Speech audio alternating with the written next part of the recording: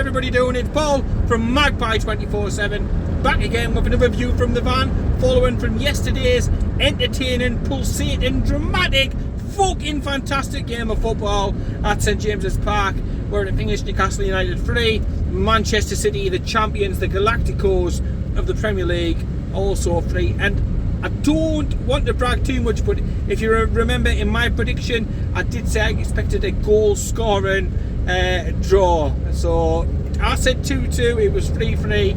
I'm happy to have got the result right and the general sort of flow of the game right. I thought it was two teams who went for it. They didn't sit back. There was no fucking Brucey ball, no backs to the wall. There was no five at the back. There was none of that. We tried to play our football. We tried to take the game to Manchester City. And who knows, on another day, if we could have held out, if we could have maybe done a few things differently, we may have been able to hold on to a historic victory. But look, from last season, where we got absolutely and utterly blown out the water by Manchester City, it's a great positive step forward. It's another positive indicator about progress being made, and I spoke on the preview about measuring stick to see where we're at, and I think where we're at is, we are a team definitely in transition. We're a team on the way up. We can mix it with the best of them. There's still room for improvement, most definitely in the squad and in our play and in general game management. But we are definitely on the up, and there's definitely positive signs to be there. And what a time to be a Newcastle United supporter. It's back to the days, and Eddie Howe touched on this on the build-up to the game. He was talking about Kevin Keegan and the entertainers and learning about the history of the club. Well, it's like the Eddie Howe entertainers. It's the next generation. It's the evolution of an entertaining team. And I thought to a man, Newcastle United were fantastic. Manchester City started the game well, and after 4 or 5 minutes, they score the opening goal, and you're a little bit oh dear. But I would say after the first few minutes after the goal, the crowd really tried to rally the lads, rally the team, and the lads responded in a magnificent way. And for the rest of that half, we really outmaneuvered, whatever you want to call it, Manchester City. And if it was a boxing match, it may have been called up at that point, because they were against the ropes. Newcastle were rampant. We got the equaliser. Who else but Miggy Almiron, a player who I've had to stick up for more than one occasion, to be honest. A player who I've always championed right the way from signing, through previous places I've been to here now, Magpie 24/7. I've always championed the lad. Is he the best player in the world, the most technically gifted? All this, yeah, I take those arguments on board, but I have seen some shite play for the club. I've seen some people with terrible attitudes, refusing to play for Bobby, refusing to play in certain positions, do certain roles, do what's needed to be done. I've seen mercenaries play for the fucking club, like Michael Owen, little skip rats.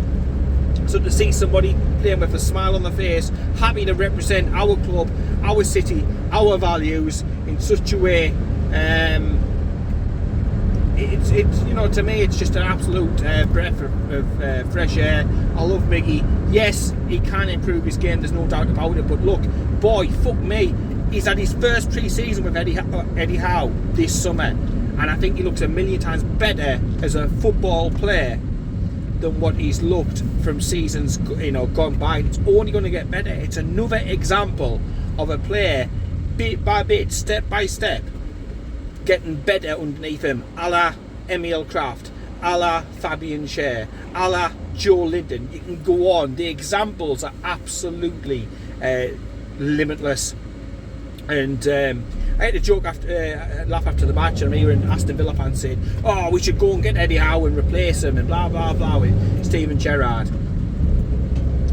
As if he'd fucking leave to go to Aston Villa. It's like, give you a fucking he's a shake. You're a fucking mentalist if you think that.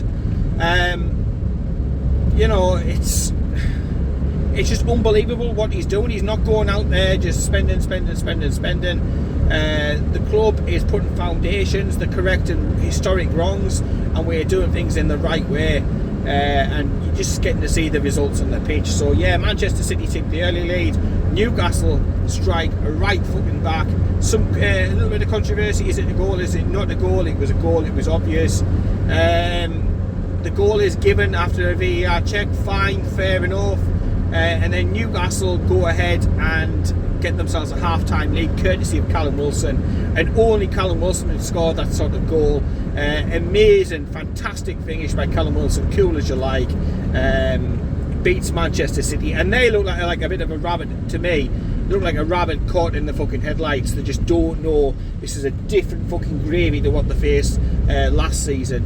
And half-time come. You don't want half-time to come in those sort of circumstances, and you're like, hopefully the lads can get out and hit the ground running straight away, because sometimes they come out a little bit cold and it takes them a few minutes. But no, Newcastle go further ahead, and it's a fucking thunder cunt from the man himself, Kieran Trippier, first person to score 3 free kicks in a row as a player goals for himself since Laurent Robert. Fuck me, he was a decent set piece taker and stuff as well. And Trippier throughout the game, fantastic captain. He may not be the official captain, but with Jamal Lascelles pretty much benched these days, he is the captain in everything else but an official title. He had the armband obviously yesterday. And you're 3-1 up, and you've seen St. Maximin having 2 assists.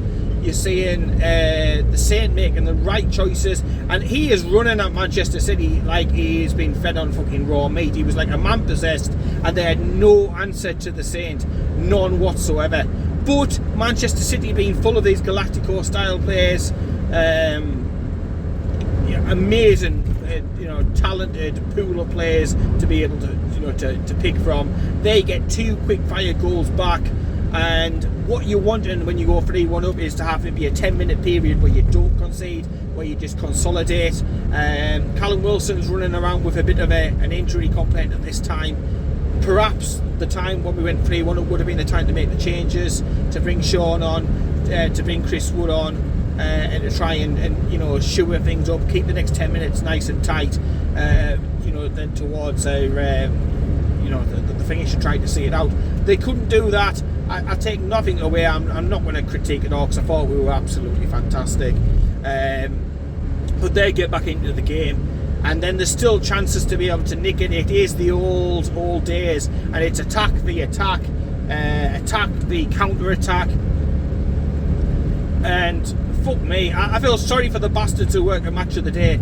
Fucking get some highlights out of that, will you? Because everything's a bastard highlight. The 90 minutes is the fucking highlight. You can't cut anything out of it because it's that action packed. So I did feel sorry for the poor bastards at the BBC trying to chop that up and just get the crucial key elements into it, because it was fantastic. The game finishes 3-3. Some maybe feel a little bit disappointed that we could have maybe won the game, but I think you've got to put it into context. If you'd have offered anyone 3-3 before the match, entertaining game, one of the best games under Eddie Howe, certainly first halves, you'd have ripped the arm off, you'd have snapped the arm off.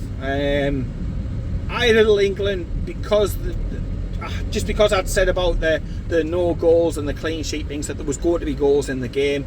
And I think Eddie Howe and Newcastle United at home against anybody, there's always a chance. And it comes back to that mentality that he's always said, is that we go into every game wanting to win. We don't plan to, we'll sit back, we'll try and keep it 0-0, or we try and keep the score down, damage limitation, or any of that bollocks that we used starting to put up with. He goes in to win, and he went in to win that game yesterday. And perhaps at 3-1 up we could have shut up shop and gone defensive and backs to the wall, but that isn't the Eddie Howe way. And I think it's certainly going to always win you more points than lose you. Newcastle continue the undefeated start to this Premier League, and that's in total contrast to the last season, where it was a complete fucking it was fucking like fucking shitting in somebody's fucking hands and asking them to clap last season, wasn't it? Let's face it, at the beginning of the season. So yeah, in total contrast to what's gone on in previous campaigns, previous seasons and whatnot. We were absolutely amazing, and I didn't expect to get anything out of that game at all. We have got a few injuries. Dan Byrne went down, he's got concussion. He won't be at all allowed to play in the Tranmere game that's coming up. Callum Wilson has got a little bit of a sort of hamstring issue. He isn't going to be risked, let's face it. I touched on this before about as soon as Eddie Howe mentions even a slight injury, a pull, a straight, and he's really cautious with regards to player welfare. And also before the game as well, we had another injury. I'm trying to think who it was now. We had somebody who wasn't allowed to come and be involved in the game, so he's not going to be involved as well. Yeah, so it was Ryan Fraser, wasn't it? Ryan Fraser had a little bit of a strain, felt something, so again wasn't used, wasn't risked. I can't imagine again that he will be involved. As touched on before, Matt Target, he was a late fitness test, was never going to be in consideration for me, a slight issue. So all those players will miss out against Tranmere. I am expecting 9 or 10 changes from this team for the Tranmere game coming up. You've got to believe that Dubravka is streaming for game time and opportunity to show himself, because Nick Pope, again, fuck me, different gravy. And yeah, Pickford wants to be having nightmares. He really does, and not about bastard Jurassic Park, let me tell you that. Nick Pope breathing down his fucking neck for that number 1 shirt. But Dubravka is bound to get a game in the cup, starting in between the sticks in the nets. So he will start, that's great. You've got to think that likes of Jamal Lascelles, Emil Kraft, Manquillo is going to be getting a game. Really interesting to see who plays where and what happens. Is the other centre back maybe give 45 minutes to Share, 45 minutes to Sven Botman, or do we change things round and being Emil Kraft maybe into the middle, do something like that? In the middle, you're going to see Sean Longstaff. He came on in the game yesterday. You're going to see Elliot Anderson as well, no doubt about that. Jacob Murphy, he'll get a run. Up top, Chris Wood, he's got to get some minutes. He's also got to get some goals, because there's going to be striking competition coming in. He has to stake a claim at some point. So against Tranmere in the cup is a fantastic opportunity. Go out there, get yourself a few goals, get your name mentioned, get your confidence back up, and really push on and try and give Eddie Howe as many headaches as is humanly possible. To give him. So there's players who are going to be given opportunities there, minutes there, and I think the majority of the team who started the game yesterday will be rested with regards and with thoughts to still more tricky away games with Wolves and Liverpool coming up. We need to keep that energy up, that intensity up for the Premier League games, and we need to play in a similar sort of fashion when it comes to the Cup game as well, which is really, really important. Although there's going to be all these changes, I don't want to change a mentality or intensity or desire or commitment, because yesterday, to a man, they were like absolute beasts. I thought Miggy was fantastic, set maximum at his best game in many, many, many of times. And you've seen Kieran Trippier put his hand round him and say, look, that's what we want for you all of the time. Absolute unbelievable leadership. Everything in our club has just literally flipped. It's unfucking believable, apart from the fucking black and white stripes, of course, not the white and black, the black and white stripes. Pep, get it right. No doubt as well, Matt Ritchie's going to get some time in the cup game as well. That'll be good to see. He'll probably play more in midfield than opposed to his previous incarnation playing that fucking left back. But yeah, looking forward to the cup game, but over the fucking moon.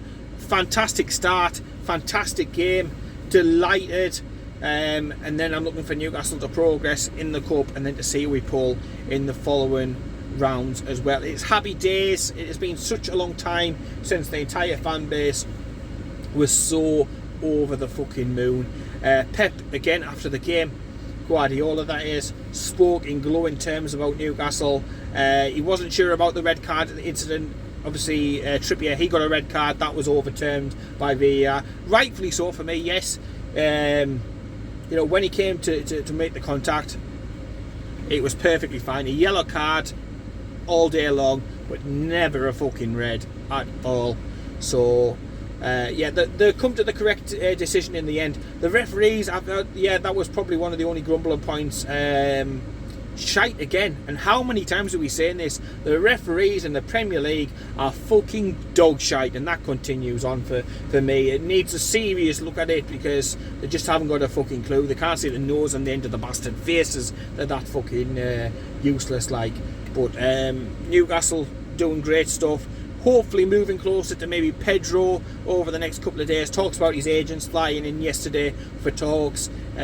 Speculation or mania about a £25 million fee plus 5 add-ons as well. So take that with a pinch of salt, and we'll keep our eyes on it. I'm hoping this week, you know, at least one, ideally at least 2, maybe even 3 with a loan thrown in as well. You never know. Then a few players probably going out at the door at St James's Park as well.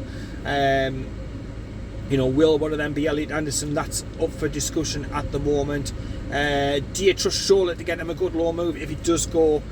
That's another thing as well that worries me, because I don't think he's doing a fantastic job as loan coordinator in my eyes so far. Let me know what you think about that down below. Yeah, and how are you feeling about things? Let me know down below in the comments. Buzzing with the start, and it could have been even better. But yeah, long may this continue. In the meantime, take care, keep it tuned, always keep the bloody tune, and I'll speak to you later.